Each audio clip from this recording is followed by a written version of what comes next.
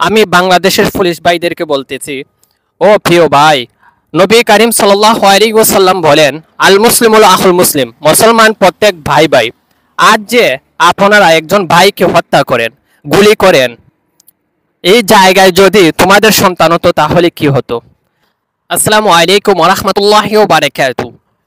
প্রিয় বন্ধুগণ, আশা করি সবাই ভালো আছেন। আলহামদুলিল্লাহ, আমিও ভালো আছি। আমি বাংলাদেশের পুলিশ ভাইদেরকে বলতেছি, ও প্রিয় ভাই, নবী করিম সাল্লাল্লাহু আলাইহি ওয়াসাল্লাম বলেন, আল মুসলিমুল আখুল মুসলিম, মুসলমান প্রত্যেক ভাই ভাই। আজ যে আপনারা একজন ভাইকে হত্যা করেন, গুলি করেন, এই জায়গায় যদি তোমাদের সন্তান হতো তাহলে কি হতো? একজনের মার কুলটা খালি করতেছেন, এটা কি আপনি কি মৃত্যুবরণ করবেন না? আজ ওই ভাইটিকে তুমি শহীদ করে দিয়েছো, কিন্তু একদিন আসবে তো মৃত্যুবরণ করবা। তখন আল্লাহ রাব্বুল আলামিনের কাছে কি জবাব দিবেন? আপনার কাছে প্রশ্ন, যখন মৃত্যুবরণ করবেন তখন আল্লাহ রাব্বুল আলামিনের কাছে কি জবাব দিবেন? বলবেন একদিন সবাই মৃত্যুবরণ করতে হবে। হয়তো ভাইটি আগে শহীদ হয়েছে, হয়তো আপনি কয়েকদিন পর শহীদ হবেন অথবা মৃত্যুবরণ করবেন। তাহলে আল্লাহ রাব্বুল আলামিনের কাছে সবাই জবাব দিতে হবে।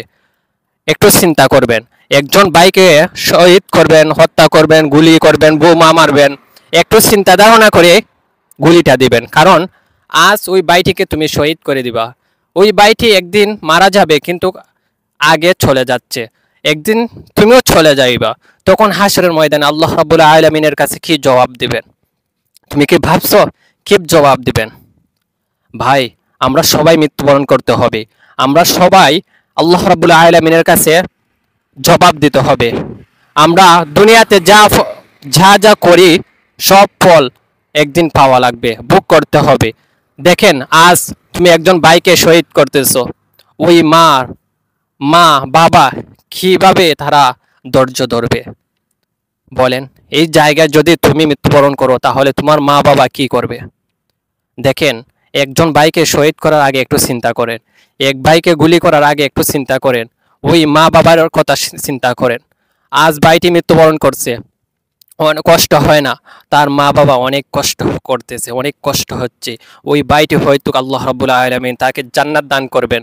তুমি একদিন মৃত্যুবরণ করবে, অন্যায়ভাবে এক ভাইকে হত্যা করবে, তখন কি হবে? আল্লাহ রাব্বুল আলামিন কি এটা ছাড় দিবেন? একটা কথা মনে রাখবেন, আল্লাহ রাব্বুল আলামিনের হক যদি আদায় না করো, আল্লাহ রাব্বুল আলামিন মাফ করতে পারেন।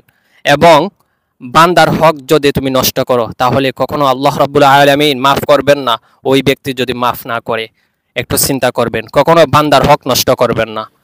আল্লাহ রাব্বুল আলামিন যেন সবাইকে বুঝতে তৌফিক দান করেন। আমিন।